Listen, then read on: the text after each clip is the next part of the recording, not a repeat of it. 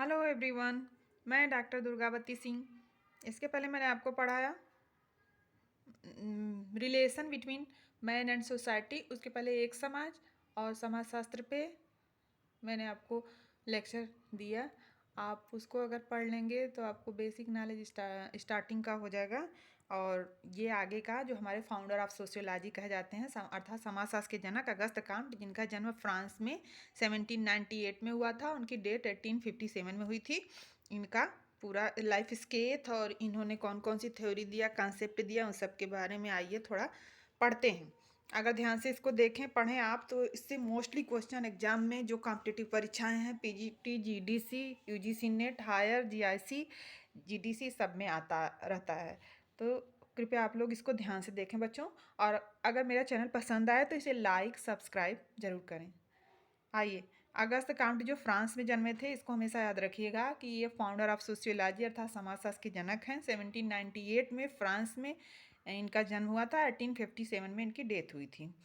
France में वहीं पे स्टार्टिंग उन्होंने पढ़ाई लिखाई अपनी की और रिसर्च कंप्लीट किया। सेंट साइमन के संपर्क में आए और भी बहुत सारे लोग इनके जो इंटेलेक्चुअल थे उनके विचारों को उन्होंने पढ़ा समझा और उसको अपने लाइफ में अपनी रचनाओं में उतारा। फ्रांस में इनकी पहली बुक जो इन्होंने लिखा था उसका नाम था पॉजिटिव फिलासफी, जो 1830 से 1840 तक इन्होंने के बीच में लिखा था। पॉजिटिव पार्टी, फिर कैचिज्म, पॉजिटिविज्म। पॉजिटिविज्म पे बहुत ज़्यादा फोकस इन्होंने किया था। इन्होंने समाजशास्त्र को विज्ञानों की रानी कहते थे। विज्ञानों का वर्गीकरण दिए थे, सिद्धांत, त्रिस्तरीय नियम दिए थे। और इसके अलावा इन्होंने समाजशास्त्र में प्रत्यक्षवाद इनकी देन है, स्टार्टिंग इन्होंने किया था। और उद विकासवाद के स्टार्टिंग भी इन्होंने ही की थी, जिसको व्यवस्थित रूप आगे चल के स्पेंसर वगैरह ने दिया, लेकिन शुरुआत इन्हीं की देन थी। तो सुप्रसिद्ध थ्योरी इनका प्रत्यक्षवाद थी। प्रत्यक्षवाद का जनक भी इन्हीं को कहा जाता था। और लास्ट में जेम्स मिल ने कहा था कि जो सबसे अधिक प्रत्यक्षवादी था वही सबसे कम प्रत्यक्षवादी हो गया, क्योंकि लास्ट टाइम में जा कर के अपने जीवन के अंतिम समय में ये मानवता का धर्म और ईश्वर पे ज़्यादा फोकस करने लगे, नैतिकता पे करने लगे। उसको अपनी रचनाओं में भी उन्होंने डाल दिया और नई नई थ्योरियाँ दे दी नैतिकता और वो जो उनकी एक प्रेमिका थी क्लोटाइन डी बाक्स के संपर्क में आने के कारण, चूंकि उसके विचार व्यवहार वैसे ही थे, इसलिए उन्होंने उसको अपने लाइफ में अपने रचनाओं में जगह दे दिया। तो आइए देखते हैं प्रत्यक्षवाद के जनक क्या। प्रत्यक्षवाद किसको कहते हैं? वही सत्य है नियमों का प्रत्यक्ष रूप से जिसको हम देख सकते हैं उसी को प्रत्यक्षवाद कहें। प्रत्यक्ष रूप से जिसको देखा जा सके वही प्रत्यक्षवाद है इनके अनुसार। इन्होंने प्रत्यक्षवाद में समाजशास्त्र के एक प्राकृतिक विज्ञान माना था समाजशास्त्र को, और रेपुटेटेड साइंस बनाने के लिए ही ये प्रयासरत रहे। शुरू में इन्होंने इसीलिए समाजशास्त्र को 1838 में नाम दिया। उससे पहले उन्होंने सामाजिक भौतिकी नाम दिया था, जिसको क्वेटलेट नामक एक जर्मनी के दार्शनिक ने चुरा लिया, उसको अपने एस्से का शीर्षक बना दिया। इससे क्रुद्ध होकर इन्होंने 1838 में फिर से समाजशास्त्र नाम इसका रख दिया। और ये समाजशास्त्र को प्राकृतिक विज्ञान बनाना चाहते थे, तभी तो भौतिक विज्ञान नाम रखे थे। सोशल फिजिक्स रखे थे। सामाजिक भौतिकी, भौतिकी विज्ञान किस में आता है? प्राकृतिक विज्ञानों में आता है। जिस तरह से प्राकृतिक विज्ञान किसको कहते हैं? जैसे समाजशास्त्र हमारा समाजशास्त्र या इस तरह के जितने भी विषय हैं उन सबको हम आप सभी लोग क्या कहेंगे? सामाजिक विज्ञान। लेकिन ये प्राकृतिक विज्ञान बनाना चाहते थे। प्राकृतिक विज्ञान किसको कहते हैं? किसी भी विषय के व्यवस्थित और क्रमबद्ध सुव्यवस्थित अध्ययन को ही हम क्या कहेंगे? विज्ञान। तो व्यवस्थित और क्रमबद्ध अध्ययन कब होगा? जब उसका अवलोकन होगा, निरीक्षण, परीक्षण, प्रयोग, वर्गीकरण, सत्यापन, निष्कर्ष निकाला जाएगा, तब उसको आप प्राकृतिक विज्ञान कहेंगे या विज्ञान कहेंगे। पूर्ण रूप से शुद्ध प्योर माना जाएगा। तो ये प्रत्यक्षवाद समाजशास्त्री भाषा में तो इसको प्रत्यक्षवाद ही कहते थे, लेकिन रियलिटी में आप देखेंगे तो ऐसे नॉर्मल भाषा में इसको विज्ञान कहा जाता है, विज्ञानवाद कहा जाता है। और समाजशास्त्री भाषा में इन्होंने इसको प्रत्यक्षवाद कहा है कि इसमें निरीक्षण, परीक्षा, प्रयोग, अवलोकन, सर्वेक्षण और जितनी भी मेथड होती है विज्ञान की, सोशल रिसर्च की, वो सब इसमें यूज की जाती है। ग्रामीण घटनाओं को भी वस्तुओं के रूप में देखना। प्रत्यक्षवाद में 4 विधियों द्वारा अध्ययन कर सकते हैं। अवलोकन, चीज़ों में एज इट इज, ऑब्जेक्ट को भी जैसे है वैसे उसको उसी रूप में मान लेना। सीधे प्रत्यक्षवाद का अर्थ समझ लीजिए, जो प्रत्यक्ष रूप से दिखे वही क्या है? प्रत्यक्षवाद है। तो प्रायोगिक विधि में क्या होता है? कार्य कारण परीक्षा करने का प्रयास किया जाता है। किस तरह से प्रयोग करते हैं? प्रयोग, निरीक्षण, परीक्षण, वर्गीकरण।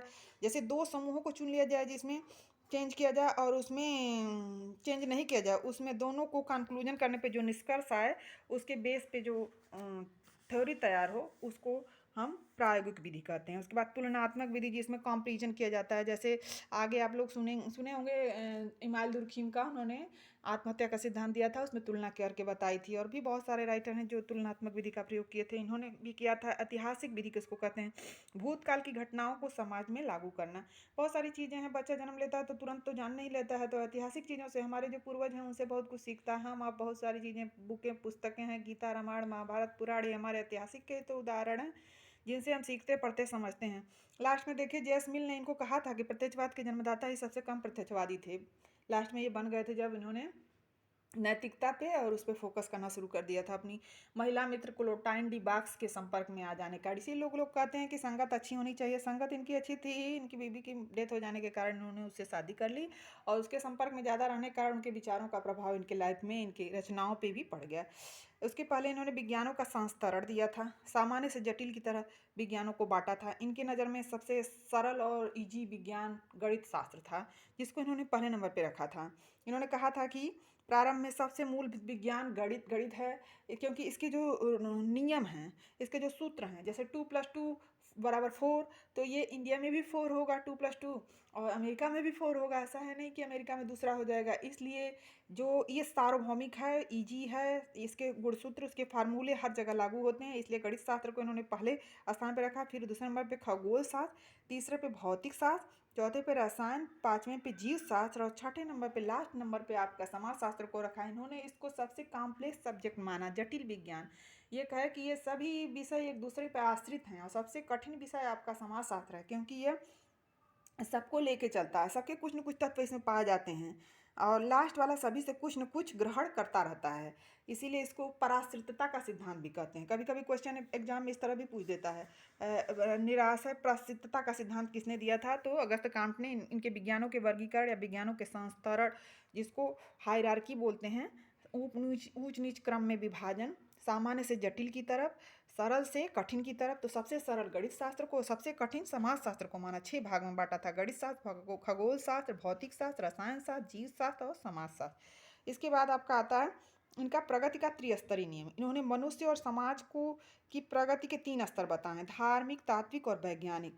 धार्मिक स्तर में इन्होंने ईश्वर को ही सब कुछ मानता है। इसमें सबसे पहले कई 3 वाद का प्रयोग किया गया था। पहले बहुदेववाद था, सभी देवी बहुत सारे देवी देवताओं को मानते थे। आदिवासी लोग पेड़ पत्ता, जंगल और टहनी, हर चीज़ को मानते थे, सब में ईश्वर का रूप देखते थे। फिर धीरे धीरे बहुदेववाद से एक देववाद की और लोग झुके, चालाक होने लगे, बुद्धिमान, तर्क करने लगे, विज्ञान की कसौटी। फिर लास्ट में जाके प्रत्यक्षवाद पे आ गए। तो धार्मिक स्तर हो गया, ईश्वर को सब कुछ मानना। और फिर दूसरा नंबर पे तात्विक का सज्जे, पेड़ पौधों की पूजा इसमें शुरू हुई। प्रकृति को देखना, प्रकृति में ही सब कुछ मानते थे, मानते थे। हटन का आप लोग नाम सुने होंगे, उन्होंने माना पे ज़्यादा फोकस किया था। इसके बाद तीसरे नंबर पे इन्होंने वैज्ञानिक स्तर का ध्यान दिया है, जिनमें पूर्ण रूप से लोग तार्किक हो गए। वैज्ञानिक विधि का आपने इसमें पढ़ा है, निरीक्षण, परीक्षण, प्रयोग, वर्गीकरण, कार्य कारण संबंध, और इसके अलावा सर्वेक्षण, तकनीकी और अवलोकन, और लास्ट में कंक्लूजन। ये सारी प्रक्रियाओं से, सत्यापन से होकर जब कोई विषय गुजरता है तब उसको विज्ञान मानते हैं। तो इन्होंने कहा कि धार्मिक स्तर, तात्विक स्तर, वैज्ञानिक स्तर सबसे लास्ट में, और इसी पे सारा चीज़ें टिकी हुई हैं। जिस तरह विज्ञानों के संस्तरण में इन्होंने सबसे लास्ट में समाज शास्त्र को कॉम्प्लेक्स जटिल सब्जेक्ट बताया कि यह सबसे कुछ न कुछ सीखता है, और इसके ऊपर सारे डिपेंड हैं, सब इस पर निर्भर हैं, यह कठिन है, और समय के अनुसार यह बदलता रहता है। जबकि गणित शास्त्र का जो रूल रेगुलेशन है वो हर जगह लागू होगा, सार्वभौमिक रूप से यूनिवर्सल होता है। लेकिन समाज शास्त्र के रूल रेगुलेशन, हमारा इंडिया का जो समाज है, इंडिया में जो रूल रेगुलेशन लागू होगा वो अमेरिका में लागू नहीं होगा, और ऑस्ट्रेलिया में दूसरा है, रूस में, जापान में, फ्रांस में, हर जगह चेंज होता रहता है। तो प्रगति के त्रिस्तरीय नियम में इनका आप लोग 3 पॉइंट अगर याद रखें तो आपको एग्जाम में बहुत ईजी हो सकता है। ये पीजी फर्स्ट ईयर में के बच्चों के लिए भी बहुत अच्छा है। अगर आप इसको पढ़ें तो आपके सब्जेक्ट में चैप्टर एक है founder of sociology, August Comte का पूरा लाइफ स्केच, इनके सारे थ्योरियाँ, इनकी सारी बुक्स हैं, इनको आप पढ़ लें तो आपके लिए बहुत ही बेनिफिशियल होगा। इसके अलावा इन्होंने समाज के पुनर्निर्माण की योजना भी प्रस्तुत की। समाज के पुनर्निर्माण की योजना, ये चाहते थे कि समाजशास्त्र नियमों के आधार पर नवीन समाज बनेगा, समय संरचना होगी, व्यवस्था और प्रगति के नियमों पर आधारित होगा, ताकि समाज में अव्यवस्था और अराजकता समाप्त होगी। मानवतावादी धर्म, पॉजिटिव पॉलिटी में स्त्रियों के अच्छे गुणों की तारीफ की इसमें उन्होंने, क्योंकि उसके संपर्क में आ गए थे अपनी प्रेमिका क्लोटाइन डी बाक्स के, इसलिए क्योंकि वैज्ञानिक रूप से प्रत्यक्षवाद मानवतावाद को नहीं मानता है। परिवार को समाज की सबसे छोटी इकाई कोशिका माना। किसने? अगस्त कांट ने। इन्होंने समाजशास्त्र को मास्टर साइंस के रूप में स्वीकार किया और समाजशास्त्र को सभी